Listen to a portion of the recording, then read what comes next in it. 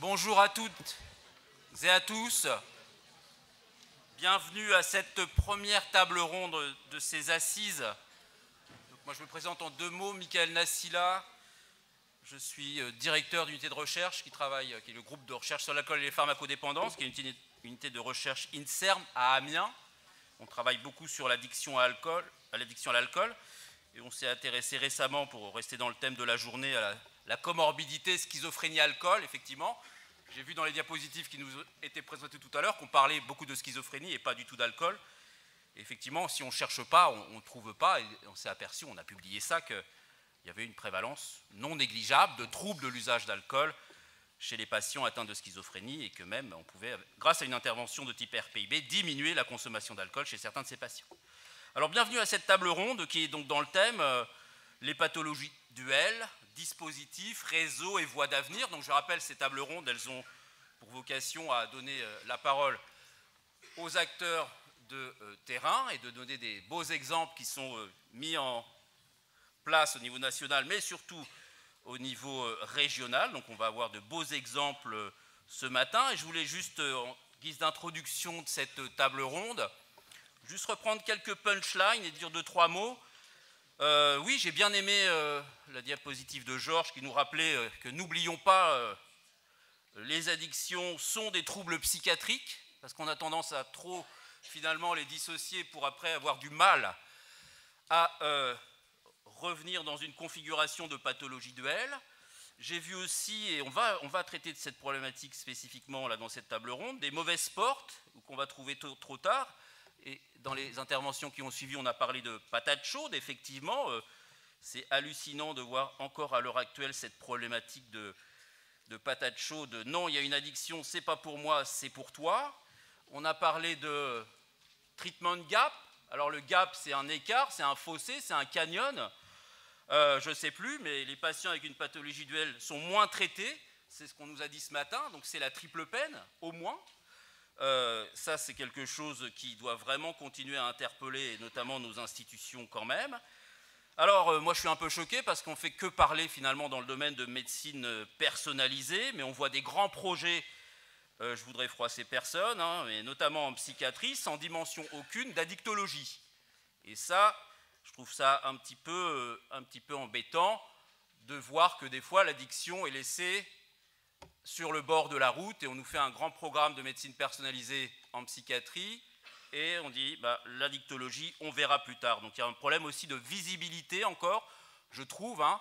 Donc on est en train de beaucoup réfléchir à ce niveau-là, au niveau national, pour rendre encore plus visible l'addictologie, pour aussi qu'à un moment, ce n'est pas l'addictologie qui soit raccrochée à la psychiatrie, mais qu'inversement, il y ait des grandes dynamiques d'addictologie auxquelles, bien évidemment, dans le cadre des pathologies duelles, on greffe une approche de psychiatrie. C'était juste un petit coup de gueule, j'aime bien le rappeler. Alors on nous a dit aussi, prise en charge intégrée et intégrative, c'est le Graal, mais on ne l'a pas encore trouvé, effectivement, donc ça, on va en discuter. Et j'ai entendu aussi, il faut faire avec ce qu'on a, donc ça c'est évident, il faut faire avec ce qu'on a, donc il faut former. J'ai entendu aussi Georges nous dire, il faut articuler tout ça. Justement, on va avoir des exemples dans la vraie vie sur cette table ronde. Alors, j'avais prévu de respecter l'ordre qui était affiché sur le programme et d'inviter... alors, on va avoir des interventions qui ne devraient pas durer plus de 10 minutes, sauf le mail. Le XAPA, le mail, on va peut-être le laisser un peu plus longtemps parce qu'ils sont 4 intervenants et ils ont beaucoup de choses à dire, donc on leur laissera peut-être un peu plus de temps. Alors, j'avais prévu, et comme c'était prévu sur le programme, de faire intervenir le docteur Mohamed Abdul Fattah. Mais il n'est pas là, en fait. Non, mais c'est très bien de le savoir dès le début. Comme ça, nous n'allons pas nous presser. Non, mais c'est très bien. Non, c'est pas bien du tout, mais c'est bien de le savoir. Donc moi, ce que je vais proposer tout de suite, c'est qu'on embraye avec l'intervention du XAPA Le Mail. Alors, ils vont nous faire une intervention à 4. Donc, nous avons...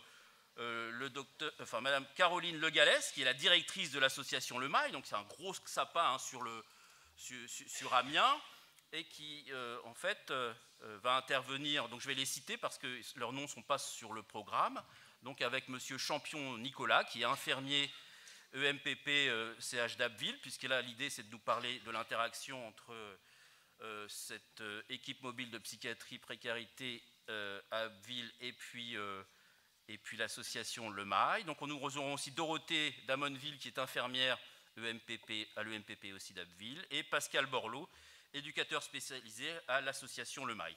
Donc ce que je vous propose, c'est de commencer par vous. Je vous remercie, professeur. Bon, je comprends les intervenants qui disparaissent. Je vais t'aider de mes petites fiches parce que vous êtes très nombreux et c'est quand même très impressionnant. Moi aussi, j'aurais bien disparu. Donc, l'association Le Mail a inscrit son offre de services pour les personnes accompagnées je recommence. Rencontrons des problématiques en addictologie au plus près des territoires et au plus près des personnes depuis une quinzaine d'années.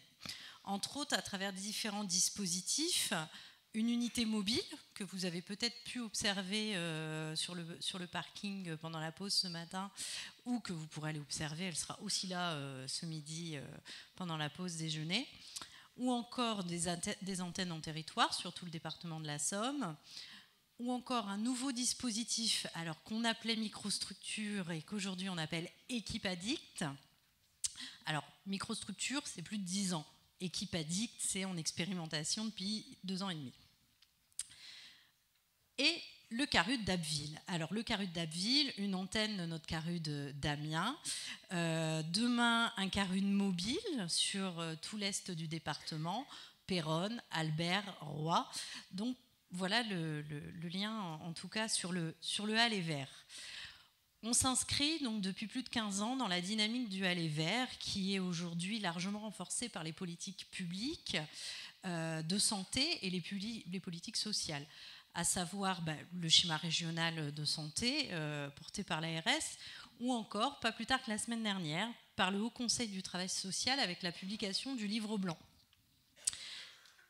Je vous invite à aller le consulter, il y a tout un chapitre énorme sur le Aller Vert pour adopter une démarche plus préventive et lutter contre le non-recours aux droits sociaux ou le non-recours aux soins. L'idée étant d'aller faire une démarche proactive pour développer un lien avec la population.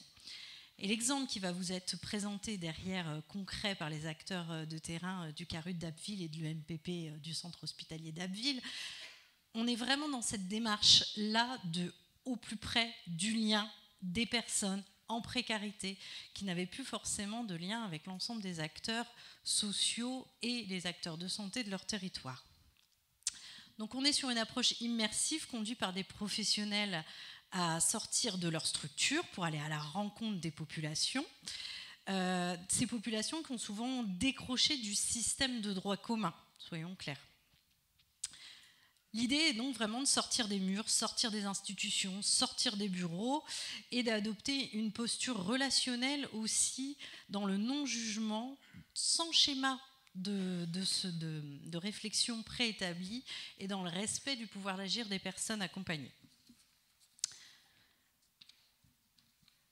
Donc c'est tout à fait naturellement dans cette démarche-là que nous avons mobilisé de nouvelles modalités d'intervention, favorisant l'articulation donc, des acteurs du territoire pour aller jusqu'à la coopération des acteurs. Et j'insiste sur ce terme, pour moi on est au-delà du réseau parce qu'on est au-delà de l'orientation de la personne vers un service, vers un autre dispositif, vers d'autres compétences, mais on est bien sur le travailler ensemble. Et là où c'est intéressant, c'est que la démarche qui va vous être présentée, elle a été conventionnée, comme on dit. Donc une convention, c'est quoi? C'est un contrat. Sauf que ce contrat-là, c'est pas la direction du centre hospitalier ou c'est pas la direction de l'association Le Mail qui avons décidé de l'écrire et de dire aux collaborateurs, allez-y, maintenant on a fait une belle convention et mettez-la en place. Ça, on sait que ça fonctionne pas. Ce sont des acteurs de terrain qui ont mis en place des actions, qui ont bidouillé, pour reprendre le terme de certains, au départ, et de là est né après un document contractualisé parce que le cadre dans lequel on travaille nous y contraint. Mais il est bien important de se rappeler quand même que ce travail de coopération des acteurs, il doit bien se faire à l'initiative des différents professionnels qu'il y a sur le terrain et en contact avec les personnes accompagnées, et non pas par les institutions. Les institutions, elles sont juste là pour le formaliser. Donc en décembre 2022, on a formalisé ce partenariat qui a pour objectifs principaux donc le repérage précoce, l'identification des besoins et surtout la continuité du parcours de soins et d'accompagnement social des personnes. C'est vraiment le but visé, c'est qu'il n'y ait pas de rupture de parcours. Je vais laisser donc la parole, je ne sais pas qui prend la parole en premier, Pascal du coup, pour vous présenter un cas clinique très concret donc de la mise en synergie des différentes actions. Je vous remercie.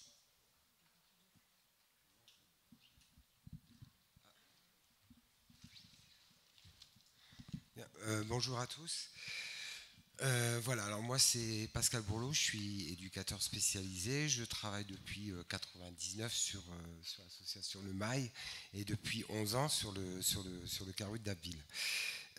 Voilà, pour refaire un tout petit peu l'histoire du partenariat qu'on a mis en place avec le MPP, cette convention qui a été signée en 2022. En fin de compte, aller vers, ça prend énormément de temps. On a commencé à balader l'unité mobile avec une collègue à l'époque du CARUD sur Abbeville, sur les quartiers. Voilà, on est allé à la rencontre des jeunes, des moins jeunes.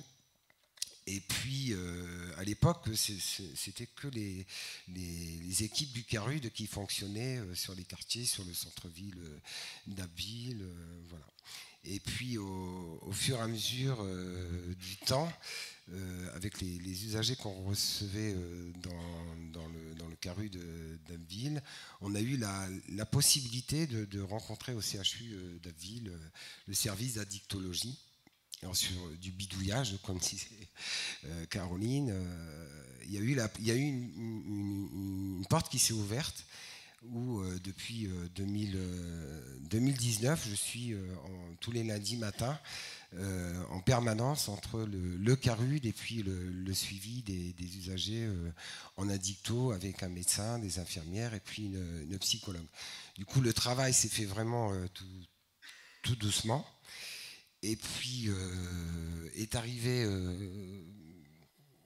vous, hein, c'est ça, en juin 2022, voilà, où là encore une fois, dans les couloirs, en bidouillant, en discutant, voilà, on s'est rencontrés et est arrivée cette idée de pouvoir travailler ensemble sur Abbeville et puis ces quartiers. Du coup, depuis 2022, voilà, juillet 2022. Eh bien, on est ensemble à la rencontre des personnes qu'on rencontre sur le CARUD et puis aussi tout le partenariat qu'il y a autour de l'hôpital. D'accord ? Voilà. Durant toutes ces années aussi, on a trouvé une stratégie sur Abbeville, c'est que moi je me suis aperçu avec des collègues, avec l'équipe d'Abbeville, l'association d'ailleurs, que quand on se présentait chez des partenaires, CARUD, qu'est-ce que c'est, on ne sait pas trop, qu'est-ce que c'est qu'un éducateur de rue, qu'est-ce que vous faites, qu'est-ce que c'est que la réduction des risques, etc., etc. Du coup, on a mis une petite stratégie en place, ce qui fait qu'on a proposé à chaque structure sociale d'Abbeville. Alors ça part de l'équipe du SPIP, le CCAS, et on les a invités à visiter le CARUD, à présenter nos missions, présenter leurs missions, parce qu'on s'est aperçu que voilà, on ne se connaissait pas en fin de compte. On avait parfois les mêmes personnes en commun, mais voilà, c'était très éparpillé. Alors, du coup, ça a payé parce que maintenant le CARUD est bien identifié chez tous les partenaires. Voilà, c'est plus facile dans la communication, dans les orientations. dans les accompagnements aussi. Voilà. Alors, du coup, ça a aussi amené quand même du grain aussi à notre travail. Et puis surtout, apprendre à se connaître, à connaître nos missions. Alors moi, je suis éducateur spécialisé, voilà. J'ai quelques petites notions par le biais de ma formation, par le biais de colloques autour de la psychiatrie, mais voilà, j'étais très très loin de découvrir justement le travail des infirmiers, d'avoir la possibilité là aujourd'hui d'avoir les portes ouvertes en psychiatrie, de pouvoir travailler avec des médecins sur des suivis qu'on a en commun, de pouvoir participer à des réunions, de pouvoir se poser sur des évaluations. Voilà. Du coup, c'est une très très grande richesse où là aujourd'hui, on le voit dans nos rencontres dans la rue avec les personnes, avec les usagers, pour vous les patients, voilà. Et on est vraiment bien identifiés. Je vais te laisser peut-être un petit peu. Bon, moi je m'appelle Dorothée Damonville, je suis infirmière en équipe mobile psychiatrie précarité au CH d'Abbeville, équipe qui est née l'année dernière, qui s'est enrichie, qui s'est présentée à tous les partenaires aussi et qui a beaucoup appris, surtout avec Pascal, à faire du travail de rue, parce que nous on est sortis des murs et c'est pas facile des fois pour les infirmiers qui sont institutionnalisés, qui ont des repères à l'hôpital, de sortir des murs, et pour ça on remercie l'expérience de Pascal.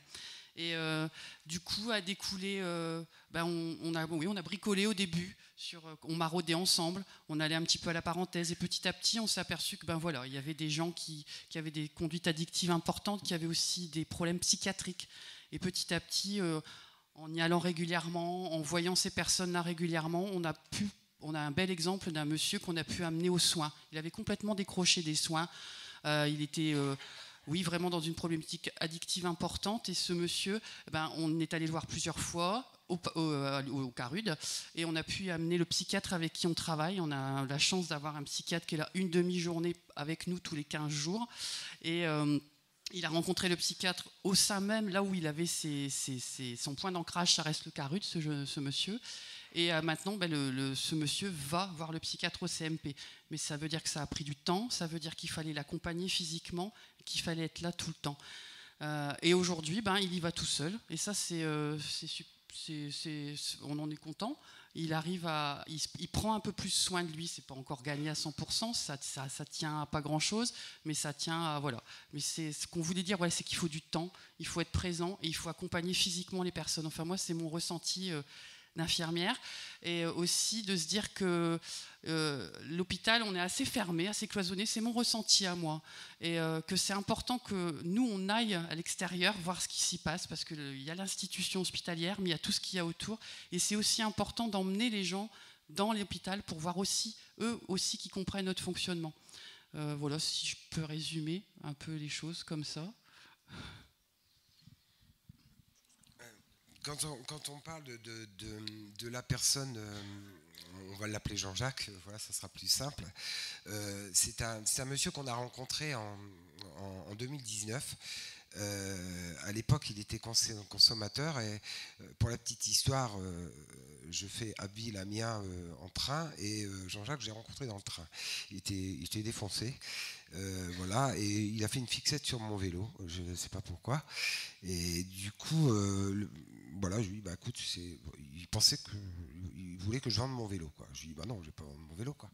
Et puis on s'était déjà rencontrés, et à l'époque je lui dis écoute Jean-Jacques, on se connaît, je t'ai déjà vu à Amiens, voilà, et là à cette époque-là il vivait dans la rue, voilà. Et je lui dis écoute, cet après-midi, moi je suis sur le CARUD, si tu veux passer, tu passes, voilà. Et avec ma collègue Alexandra à l'époque, il était dans la rue, et on a réussi à lui trouver en urgence, vraiment en urgence, une place en CHRS, qui s'appelle la Salamandre sur Abbeville, avec qui on travaille énormément ensemble, puisque l'équipe aussi intervient, je sais pas, une fois par semaine dans cet établissement-là. Et Jean-Jacques, on a réussi à l'intégrer dans ce foyer-là. Il est resté, je veux dire, à peu près un an et demi. Après, il y a eu tout un travail avec l'éducatrice de ce foyer pour l'amener sur un logement, où là aussi, il a été accompagné, on ne l'a pas lâché, ce qui fait il quittait la Salamande, il a eu son logement, il venait au Carude, et c'est quelqu'un qui a très très bien accroché avec le Carude, et il a pris confiance un petit peu avec nous, et il a mis quelques projets dans le Carude, notamment il a fait un montage d'un aquarium, il a repeint, il s'est très très investi dans le lieu. Il nous a aussi ramené, voilà, si on parle de père, il a été sensible aussi autour de lui de ramener aussi des gens dans son environnement qui étaient concernés, qui venaient au Carude. Enfin, moi, je trouve qu'il a toujours été très investi dans le lieu. Et à un certain moment, il était très très fragile parce que voilà, ça. Par exemple, là, en ce moment, je sais qu'il va pas trop bien, puisqu'il y a 23 ans, en fin de compte, il a assisté, comment dire, au suicide de son papa, de sa belle-mère et de sa petite sœur, qui se sont jetés dans la Somme. Dans quelques jours, ça fera 23 jours, et là, on sait que c'est des périodes pour lui qui sont extrêmement fragiles. Et à un certain moment, Jean-Jacques parlait il était très fragile. Il disait qu'il entendait il voyait des images de la situation, et que c'était très compliqué pour lui. Et à cette époque-là, justement, avec Dorothée et Nicolas, l'équipe, on était un petit peu inquiets, on ne savait pas trop comment travailler ça avec lui. Et c'est à partir de là, il y avait un suivi aussi avec la psychologue du Carude à l'époque, qui le voyait dans le cadre du XAPA, mais on sentait, il était très demandeur d'avoir un suivi avec un médecin psychiatre. Et voilà, c'est là aussi la beauté du partenariat, parce que on a chacun notre boîte à outils, et l'intérêt, c'était, moi j'avoue que j'étais un petit peu démuni, et par le biais de Dorothée et Nicolas, on lui a donné la possibilité d'avoir des entretiens sur le Carude. Il y avait un diagnostic qui avait été posé aussi par la psychologue qui a fait un relais avec le médecin psychiatre à l'époque. Et c'est vrai qu'aujourd'hui, au bout du bout, même si là, c'est une période où il semble très fragile, il est encore dans des consommations d'alcool. Je pense qu'il peut y avoir aussi parfois des petits accidents de parcours au niveau de consommation, mais on sait que la régularité de son médecin Nassim, avec qui justement on a des liens, Jean-Jacques est vraiment très content de ce suivi, et voilà. Alors pour l'instant ça tient, on va dire ça comme ça, mais on sent que le Carude est très important pour lui. Alors si je parle de Jean-Jacques, c'est parce que aussi depuis que je travaille avec Dorothée et puis Nicolas, moi je me suis approché un petit peu du monde psychiatrie, les pathologies, avec leurs connaissances. Ça me permet d'aborder peut-être une autre manière aussi les usagers, parce que voilà, ils sont quelques-uns, et c'est vrai que depuis un an, je pense qu'on a accompagné comme ça à travers différents partenaires à peu près une douzaine de personnes, quoi. Dont une personne, je vais te laisser peut-être autour de l'EHPAD que toi tu as accompagné dans la rue.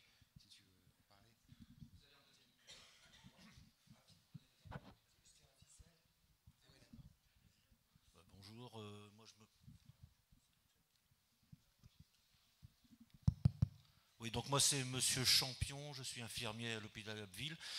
Donc effectivement, je fais partie de l'EMPP à 50% et j'occupe aussi un poste à 50% en EHPAD. Voilà.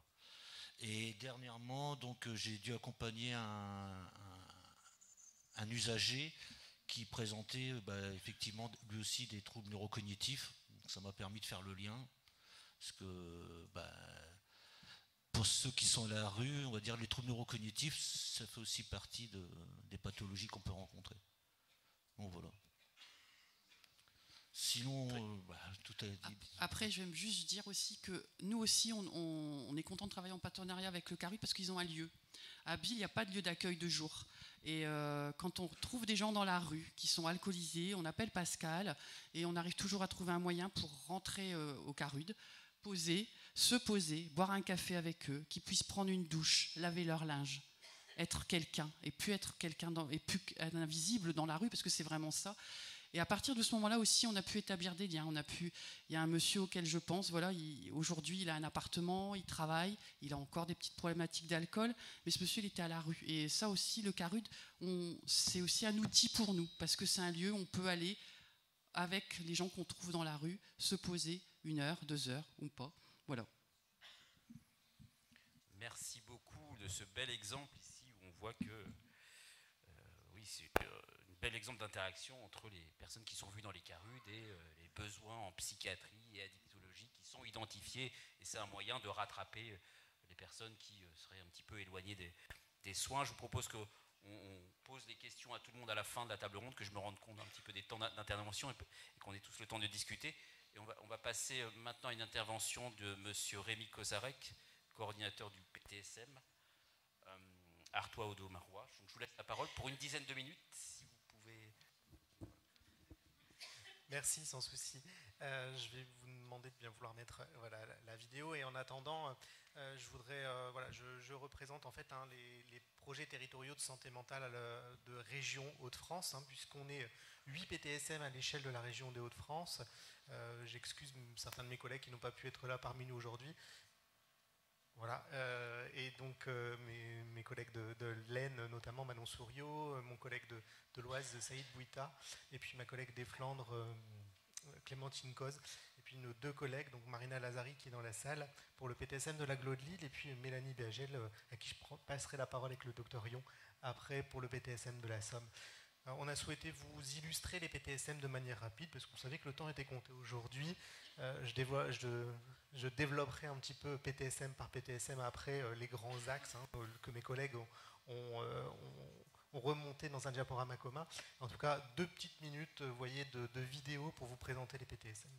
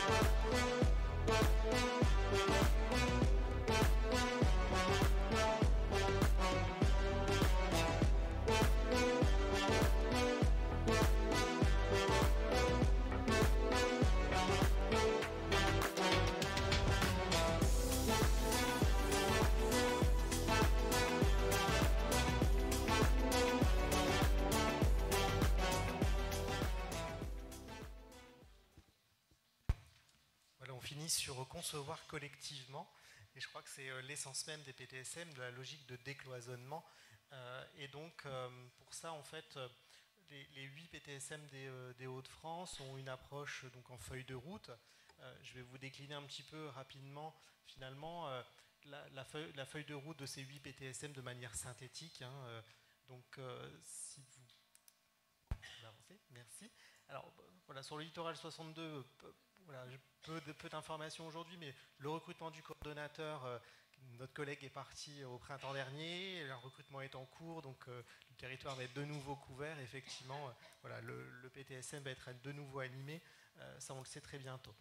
Sur la slide suivante, s'il vous plaît. Donc le PTSM Artois-Audomarois, c'est moi qui anime ce PTSM Artois-Audomarois. Vous dire rapidement que c'est à peu près une stratégie d'un comité de pilotage regroupant la pluralité d'acteurs dans tous les champs, un comité technique et 6 entrées thématiques travaillant en groupe de travail. Alors, je vous ai repris en dessous, c'est la périnatalité, l'adolescent, le parcours adulte, le parcours de la personne âgée, la précarité, l'attractivité médicale et paramédicale du territoire. Des actions, pour vous synthétiser un petit peu, des actions qui se sont faites autour des 1000 premiers jours, parcours et réseau, dans lequel on a intégré, d'ailleurs un des partenaires qui était présent, ceux de la dictologie, effectivement, dans la périnatalité, culture psy, ado et nous, effectivement, on intègre aussi la dictologie dans ces actions, l'urgence et la crise, la prévention du suicide de la personne âgée à domicile en EHPAD, les formations, premiers secours en santé mentale, et puis un livre blanc sur l'attractivité, une conférence de prévention du suicide qui s'est déroulée le 10 octobre dernier ici à Arras, et puis des projets en cours tels que les ambassadeurs en santé mentale, les PEP 48, un premier épisode de Psychotique 48 heures, la santé mentale de la personne âgée. Sur un grand territoire, vous le voyez, 1 million d'habitants, 15 secteurs de psychiatrie générale et 5 secteurs de psychiatrie de l'enfant et de l'adolescent. Sur le PTSM des Flandres, qui est animé donc par ma collègue Clémentine Coz, donc une équipe projet sanitaire médico-social de l'EPSM des Flandres et de la FEJ, un comité de pilotage avec 8 collèges représentant la commission des la CUD, la CCHF, la CCFI, CCFL, donc ce sont les EPCI.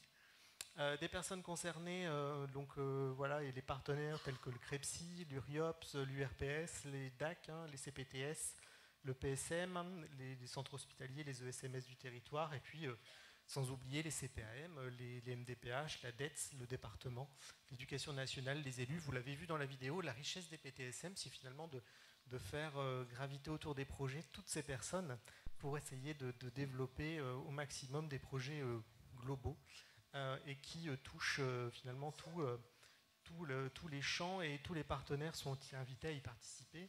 Et dans les priorités du PTSM des Flandres, on est sur favoriser l'interconnaissance, on est sur le développement des coordinations et des synergies, le respect des aspects territoriaux, la valorisation et le développement de l'offre de services sanitaires, sociales et médico-sociales, et c'est de garantir la place des personnes concernées.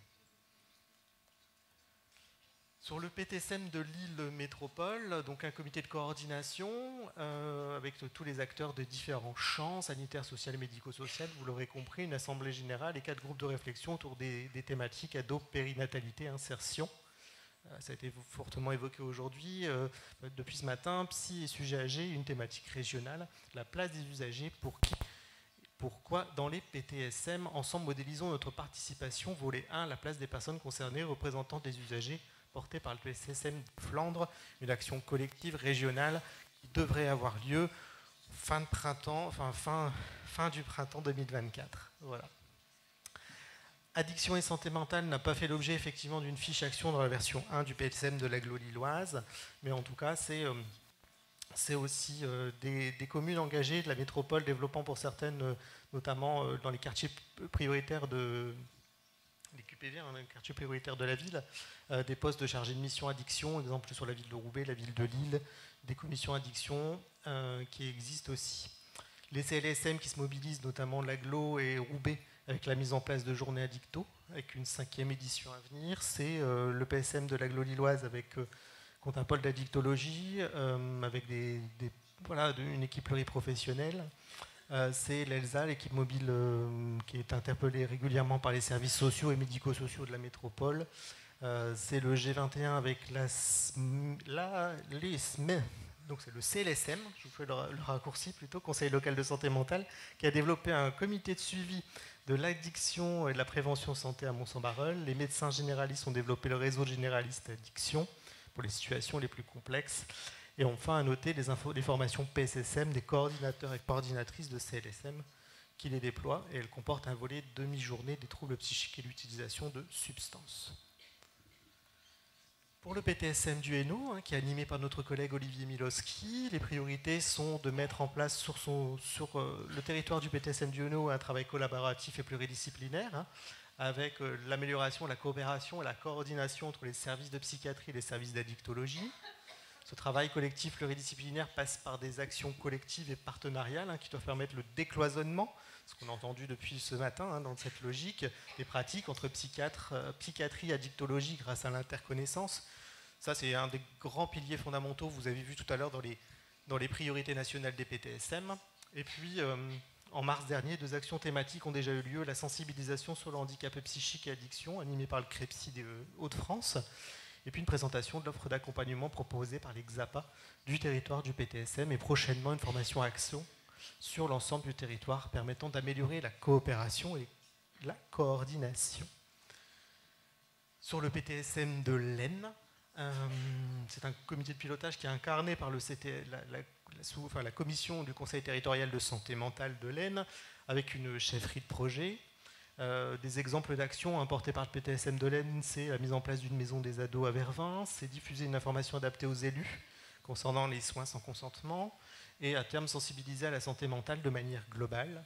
C'est constituer un réseau de déterminants sur les déterminants sociaux de santé mentale et notamment sur la thématique du logement, thématique qu'on entendait juste avant par le mail sur les liens CARUD et la mise en place d'un logement pour une personne accompagnée, si ce n'est que c'est important, et recenser les besoins en PSSM et lancer la thématique des pathologies duelles dans le département.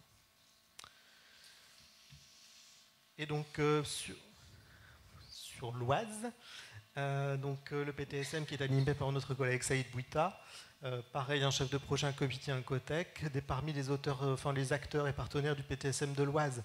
Je ne vous reprends pas la liste, finalement on les a vus, c'est le collectif d'acteurs, la MDPH, la préfecture, etc., et des associations, les PEP du Grand Oise, par exemple la Nouvelle Forge, la Maison des Ados. Et en termes d'exemples d'action, c'est la mise en place de travail thématique de coordination de parcours de vie. On l'a vu ce matin, donc le parcours de vie, diagnostic et prise en charge précoce, accès et maintien dans le logement, encore une fois, prévention en milieu scolaire. La structuration de temps d'échange et de formalisation de partenariats entre différents acteurs, et l'organisation de formations en santé mentale sur la sensibilisation du rétablissement, les PSSM, encore une fois, et la mise en place de maisons des adolescents. Et je pense, j'ai terminé pour le tour d'horizon des PTSM, et je laisse la parole au docteur Rion et à Mélanie Béagel qui anime le PTSM de la Somme pour nous parler du PTSM de la Somme, puisqu'elles sont là avec nous ici. Merci beaucoup. Bonjour à tous. On nous a demandé une petite illustration peut-être de la dynamique sur un des PTSM des Hauts-de-France. Moi, je voulais vraiment vous remercier, puis remercier aussi le professeur Brousse qui nous a donné tous les mots-clés, vraiment, sans jamais prononcer le mot PTSM, mais vraiment, tout y était. Donc, je ne pouvais pas ne pas faire ce clin d'œil. En tout cas, on s'est reconnus. On s'est reconnus aussi pour toutes les difficultés et la complexité de ce que représente justement de relier, coordonner, associer, mettre autour d'une table l'ensemble de ces acteurs. Pour ce qui concerne le PTSM de la Somme, tout a commencé avec un ancrage qui est l'ancrage de la commission santé mentale du Conseil territorial de santé. Tout est parti de là parce qu'il y avait déjà une pluralité des acteurs représentés là. Et puis progressivement, le groupe ne fait que croître et nous le souhaitons. Mélanie vous en dira quelques mots. Bien sûr, il a fallu essayer de comprendre comment on allait travailler ensemble et sur quoi on allait s'appuyer. Et s'appuyer, ça veut dire s'appuyer sur la feuille de route santé mentale, puisque le PTSM, eh bien, on s'est accroché à ces mots-là, et donc santé mentale. On verra la place de l'addicto dans cette définition, dans cette articulation, dans cette coordination. On s'est aussi, bien sûr, appuyé, articulé, surtout sur le PRS, sur le GHT. Et vous voyez bien sûr que là, nous avons tous les acronymes. Mais là, nous sommes plus dans le GHT, dans le champ du sanitaire strict, même si j'apporterai une petite précision tout à l'heure. Nous avons aussi inclus l'articulation avec les travaux des CLSM. Nous avons 2 CLSM sur le territoire de la Somme, un à Abbeville, un à Amiens, et puis sur les CLS qui avaient des axes santé mentale. Et puis nous avons aussi travaillé à partir des schémas départementaux de l'autonomie de la Somme et des schémas départementaux de prévention et de protection de l'enfance, de la famille. Et certainement d'autres encore que je n'ai pas listés parce que je n'ai pas beaucoup de temps, m'a-t-on dit. Donc dans une première étape, un comité de pilotage s'est mis en place et puis nous avons constitué des groupes de travail avec des préoccupations qui sont toujours présentes, à savoir à chaque fois une présence, une représentation sanitaire, médico-sociale et sociale, une représentation du territoire et pas uniquement les territoires urbains ou en oubliant les territoires ruraux. Nous avons des spécificités territoriales au niveau de la Somme et nous avons essayé d'apporter des réponses ou d'ouvrir les portes au groupe de travail à chacun pour que chacun puisse s'y retrouver. Différents axes, parce qu'on était un petit peu... Voilà, on a voulu faire beaucoup de choses au départ, on s'est un peu réfréné par la suite. Les axes qui nous ont semblé les plus importants, c'était de réaliser une plateforme. Tout à l'heure, on parlait lisibilité, visibilité, une plateforme des acteurs. Et quand on met tous ces acteurs-là autour de la table, c'est fort complexe, donc le travail est toujours en cours. Développer aussi un institut territorial de formation. C'est un axe qui nous paraît très très important. Ensuite, on a essayé de travailler un groupe de travail sur les spécificités justement de la ruralité. En quoi c'est plus compliqué, plus complexe, plus sensible. Nous avons aussi essayé de travailler tout ce qui concernait la prévention du suicide, la gestion de la crise et comment éviter d'en arriver là. Parce que c'est bien d'avoir des réponses pour gérer les crises, mais ça sera encore mieux d'avoir des organisations qui passent du repérage précoce, qui passent par la prévention, mais en tout cas qui nous permettent de déjouer suffisamment les situations pour ne pas arriver à la situation de crise. Et puis nous avons aussi été très attentifs à l'aller vers. Un des premiers projets, c'est le développement de l'équipe mobile de l'AMPAS à Abbeville, qui a été porté par ce PTSM, en tout cas défendu, pas seul, mais défendu par. Et puis toute une attention portée à l'accès aux soins pour nos patients ou les personnes souffrant ou en difficulté en termes de santé mentale, à l'accès aux soins somatiques, d'une part, et à soutenir aussi nos collègues du soin somatique à l'accueil de ces patients qui ont ces spécificités-là. Donc ça nous a pris beaucoup de travail. Finalement, quelques actions ont été déployées, mais surtout ce qui est important, c'est ce que je voulais mettre en avant aujourd'hui, c'est que tous, à un moment, on a rencontré la complexité, la difficulté, la spécificité du champ de la dictologie. Donc il y a vraiment eu, de la part des acteurs, une demande à ce qu'on puisse arrêter de penser qu'il y avait une si grande cloison entre la dictologie et la santé mentale. Et donc nous sommes en cours de restructuration. Mélanie vous dira quelques mots de la restructuration et de la dynamique partenariale. Mais nous avons recentré nos groupes de travail sur 2 thématiques, puis une 3e qui nous a semblé évidente. Les 2, c'est la santé mentale qui concerne les jeunes.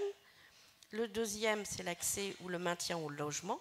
Et la 3e, c'est la dictologie qui, dans un délai très proche, c'est-à-dire dès qu'on modifiera, parce que c'est déjà acté comme ça, modifiera la diapo, s'appellera plutôt un axe pathologie duel. Ça, on ne peut pas faire autrement, et vous l'avez tous dit, et donc on va l'acter. On l'a déjà acté, c'est passé en comité de pilotage. C'est récent, je ne sais pas si vous le voyez sur ça, si, il y a la date.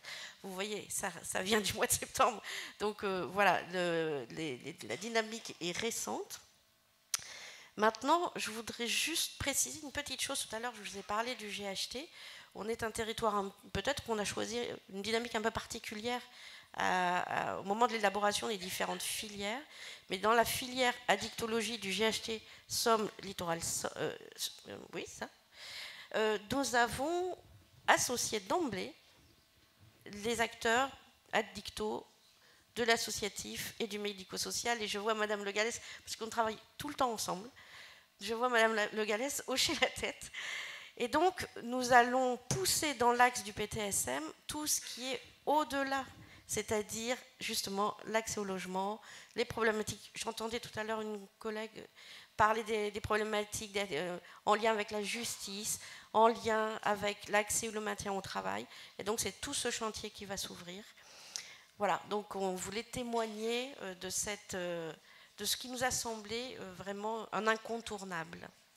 La réhabilitation n'est pas mise de côté dans cette dynamique-là, puisque nous travaillons à des spécificités pour ma part, je suis psychiatre et chef de pôle filière et réhabilitation psychosociale à l'EPSM de la Somme, et nous travaillons à une articulation très étroite entre réhabilitation psychosociale et addictologie, mais bon, ça sera une autre histoire. Je laisse la parole à Mélanie. Merci à tous.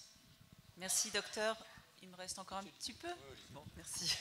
Oui, donc voilà, en tant que coordinatrice d'un projet territorial de santé mentale, et mon collègue Rémi le dira également, la principale difficulté aussi, c'est de réussir à travailler en réseau avec des acteurs issus de champs très variés, le médico-social, le social, le sanitaire, les acteurs institutionnels. Et donc, pour pouvoir travailler en cohérence aussi avec les dispositifs qui existent au niveau local, vous avez entendu parler de CLS, contrats locaux de santé, les CLSM.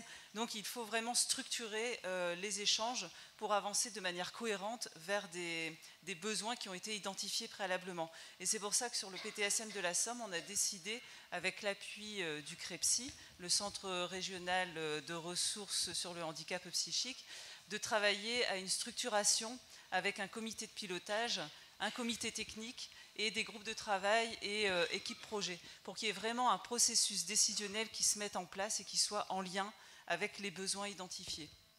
Et donc ce comité de pilotage décide donc des axes principaux à développer. Sur le PTSM de la Somme, on a décidé donc d'ouvrir également un axe santé mentale des jeunes, avec également des focus sur les addictions ou les pathologies duelles. Et on a aujourd'hui des ambassadeurs en santé mentale, des jeunes en service civique, qui vont transmettre des messages de prévention auprès d'autres jeunes en difficulté. Et donc ces jeunes ont rencontré les services du PTSM de la Somme, enfin du département sur lequel le PTSM de la Somme gravite, pour justement les informer des dispositifs existants en matière d'addictologie. On va aussi travailler sur le développement des compétences psychosociales. Tout à l'heure, on parlait aussi du niveau territorial. Donc, on peut avoir le niveau macro et le niveau micro. Et donc là, sur le développement des compétences psychosociales, on a réfléchi avec les collègues de l'Aisne et de l'Oise, puisqu'on va travailler auprès des jeunes d'une université. Et donc, cette université gravite sur l'Aisne, l'Oise et la Somme. Et donc, on va travailler sur le développement des compétences psychosociales. C'est un aspect de prévention important qui permettra aux jeunes de dire non aussi lorsqu'ils sont confrontés à une difficulté, de réussir à dire non.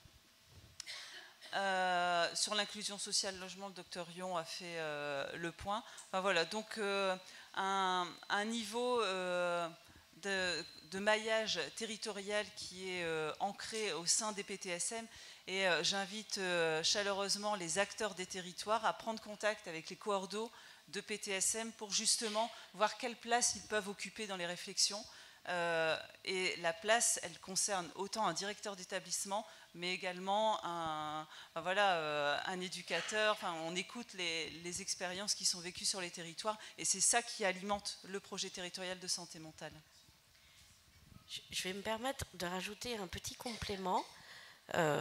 Les usagers, les représentants d'usagers sont dès le départ inclus, actifs avec nous, et ils l'ont été terriblement parce qu'ils ont été présents dans quasiment chacun des groupes de travail. Ils sont à chaque étape de l'avancée des travaux, et ils sont incontournables dans le cadre du PTSM. merci beaucoup. On m'indique qu'il nous reste une quinzaine de minutes. Donc, je vais tout de suite donner la parole au docteur Stéphane Pau, qui est psychiatre à l'hôpital Lucien Bonafé, et qui va nous expliquer en quelques minutes les efforts réalisés pour finalement essayer de construire un parcours de soins spécialisé.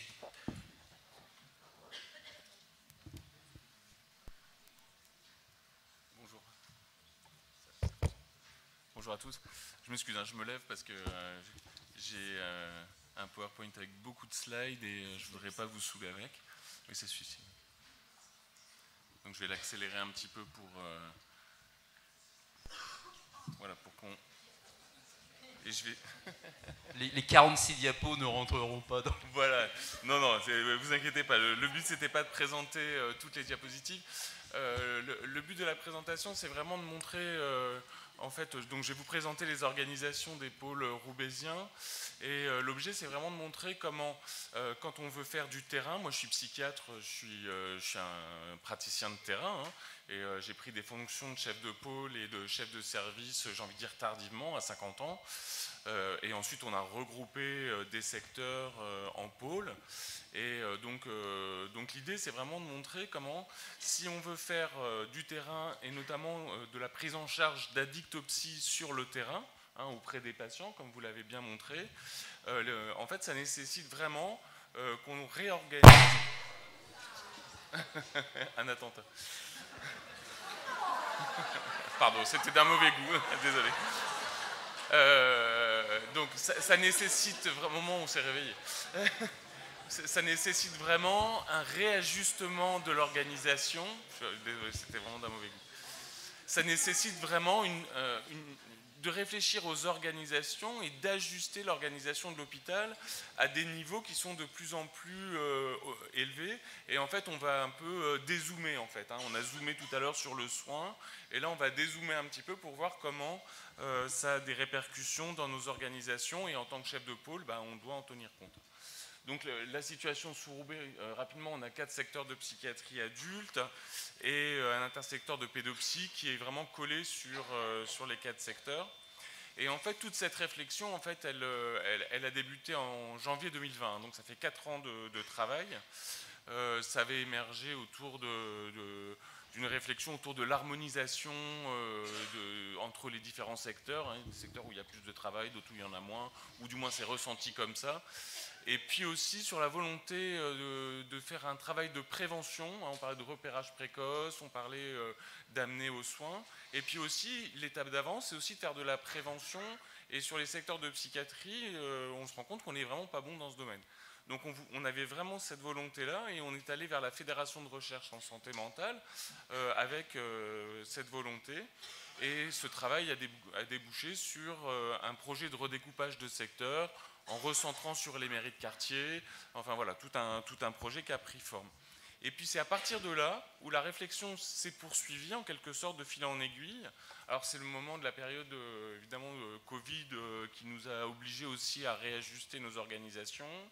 C'est la période de la pénurie médicale où il faut qu'on ait des systèmes qui soient très économes en temps médical.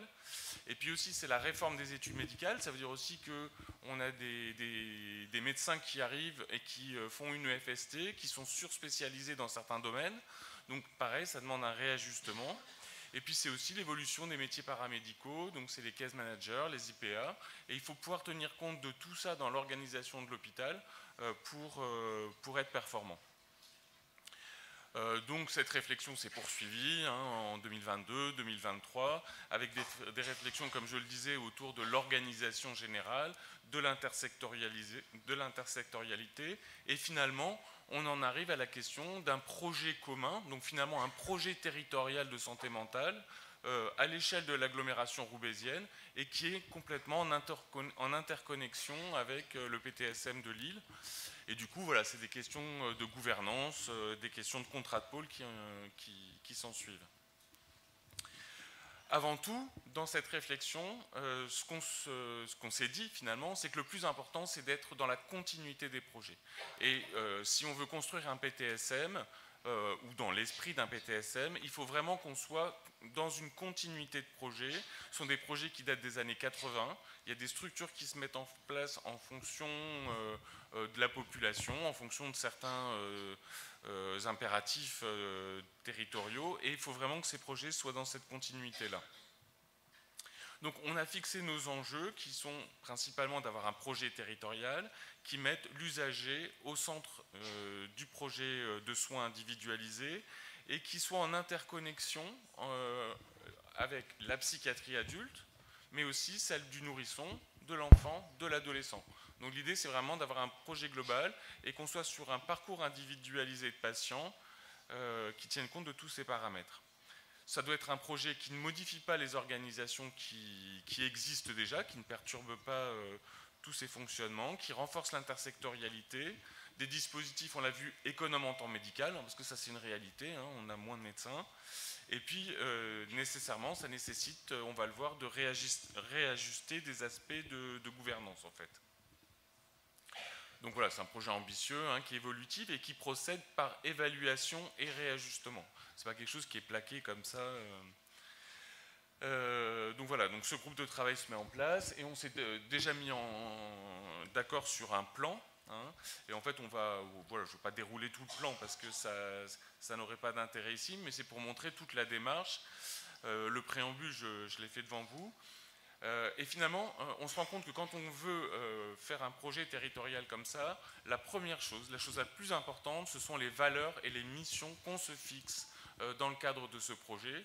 Et c'est vraiment quelque chose qui nous a animés longtemps. Et vous verrez, il y a beaucoup de slides que je vais vous faire défiler, mais que je ne décrirai pas parce que c'est très long en fait.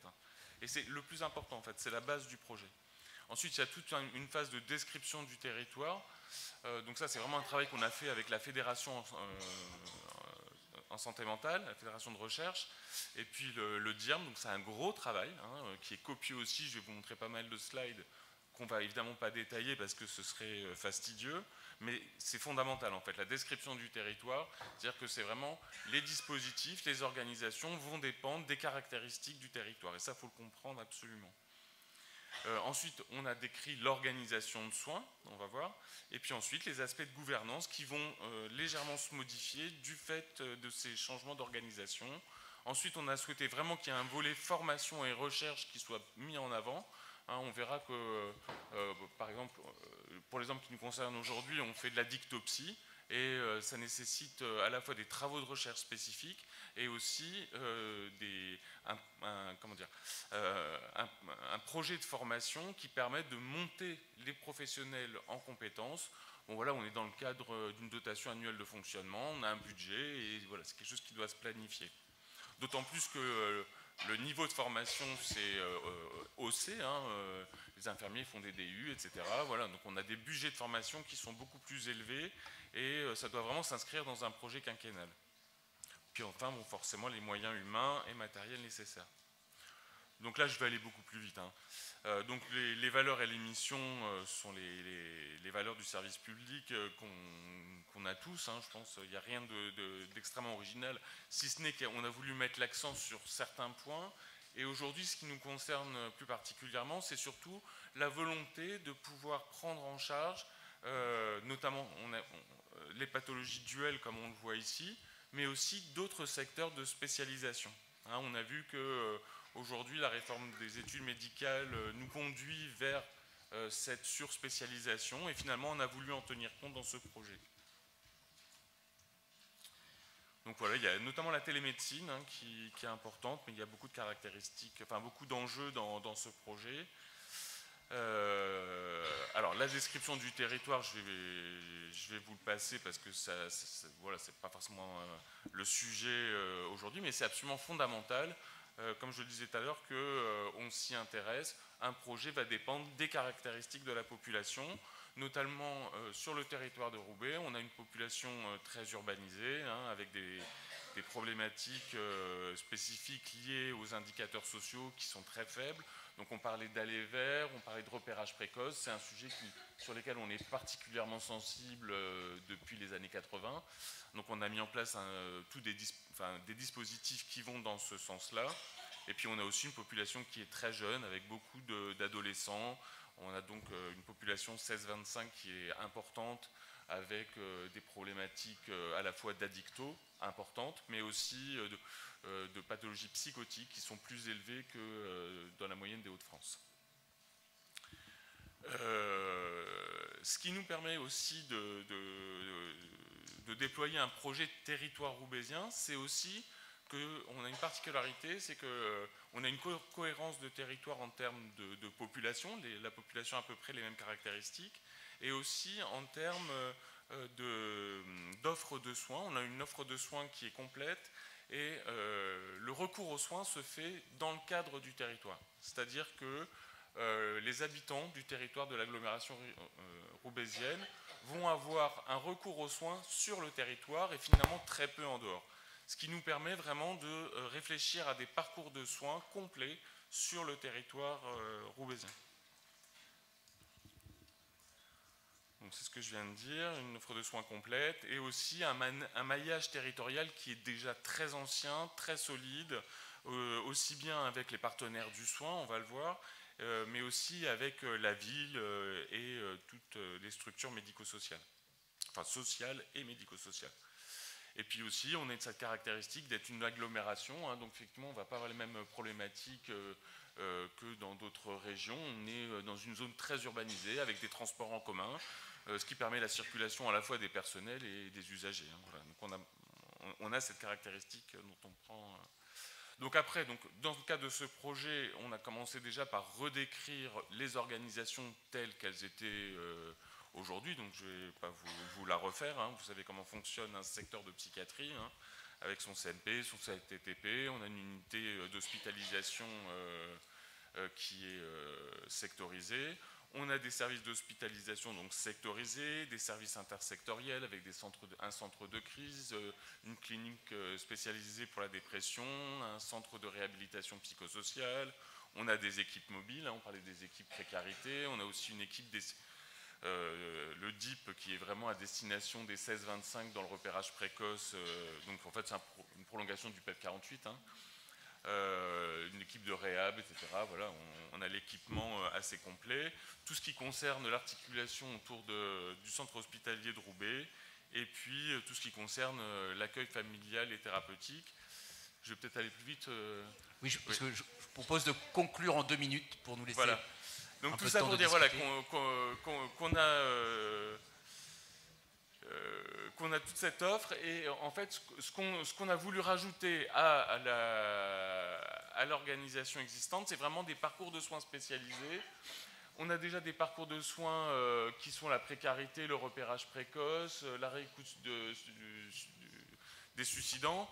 Et on a voulu vraiment identifier en fait 12 parcours de soins spécialisés qui sont décrits ici et où notamment on va avoir la personne âgée, on va voir tout ce qui concerne le psychotrauma et forcément les addictions en font partie en fait. Tout ça pour en arriver là finalement, c'est pour dire que dans cette organisation, on identifie des parcours de soins spécialisés en addictologie qui vont venir comme un recours aux soins au secteur pour la prise en charge de ces patients. Bon, je vais vous passer tout le reste et puis on va rester sur cette diapositive. Merci beaucoup, Dr Pau, merci.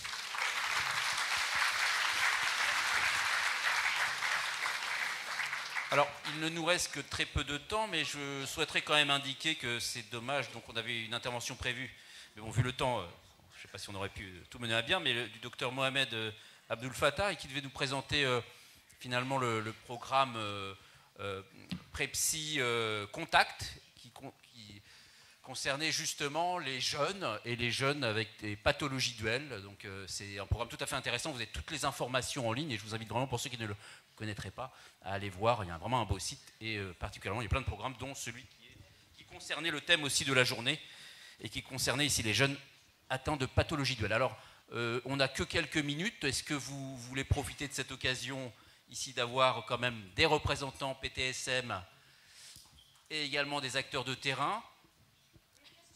Oui, encore? Docteur Ouchy, allez-y. Oui, alors, Akimushi, toujours médecin généraliste addictologue, mais là, cette fois-ci, je vais mettre ma casquette de président de la CPTS du Grand Amiens.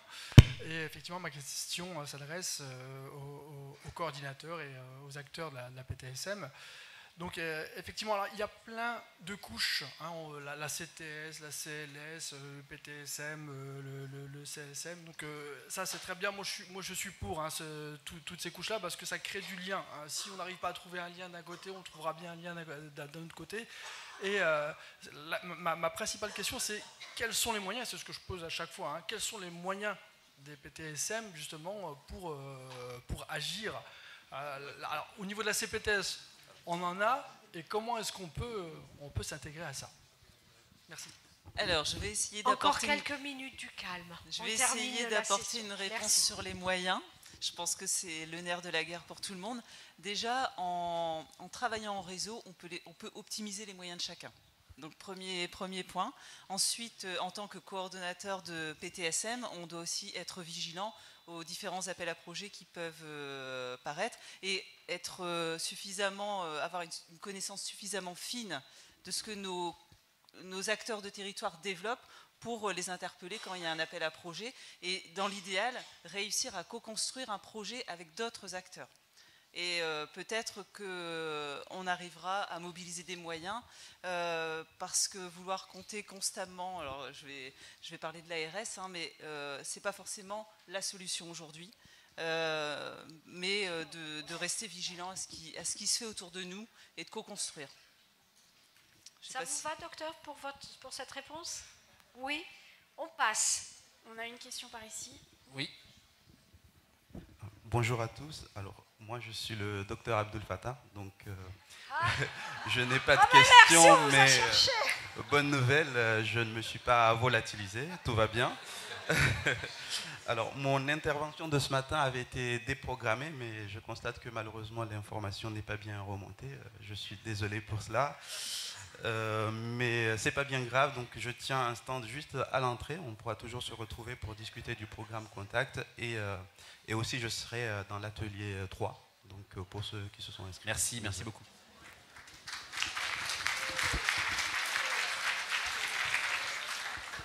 Si on a d'autres questions ou je conclus moi rapidement. Enfin, je vais remercier tous les intervenants et dire que voilà, on a quand même eu un bel exemple ici de terrain où on nous a bien expliqué que voilà, c'était pas simple de sortir de sa zone de confort, que l'aller vers ça demandait beaucoup d'efforts, que c'était dans l'intérêt quand même des patients et les patients qui étaient vraiment dans des besoins ici particuliers. C'est vrai qu'on parle souvent dans ce champ des pathologies duelles et plus particulièrement d'addiction, mais de la psychiatrie, de la précarité, et c'est quelque chose que je pense qui était important de mettre en lumière aujourd'hui. Et puis juste pour dire aussi sur les strates. Juste pour dire que moi, effectivement, quand je lisais les rapports, les comptes rendus des réunions des PTSM et que je voyais qu'il n'y avait rien du tout sur l'addiction, bon, je me suis dit, bon, bah, ok, mais la feuille de route est tellement importante, voilà, mais je suis content de voir que maintenant, j'ai changé complètement d'avis et on voit que l'addicto remonte et que de toute façon, on ne peut plus faire sans ce qui a été dit. Je suis content de voir qu'on ne peut pas ne pas aborder les pathologies duelles, ne serait-ce que même si on ne met pas l'addiction particulièrement, ça remonte nécessairement par les pathologies duelles. Donc, et j'ai bien compris aussi qu'on pouvait donc, qu'on était assez libre de solliciter le PTSM, et si on voulait créer des choses et travailler avec le PTSM, c'était très ouvert. Je vous remercie d'avoir tenu bon. C'était une longue session. On va manger. Alors, une annonce. Le déjeuner est libre. Donc, on se retrouve à 14h15, 14h20 pour qu'on puisse dispatcher les salles. C'est tout au rez-de-chaussée, vous inquiétez pas. Bon appétit. À tout à l'heure. Pour les personnes qui ne reviennent pas cet après-midi, il y a toujours une évaluation de la session de ce matin, juste à la sortie, si vous voulez bien nous dire ce qu'il s'est passé ce matin et votre appréciation. Merci beaucoup. Alors, pas de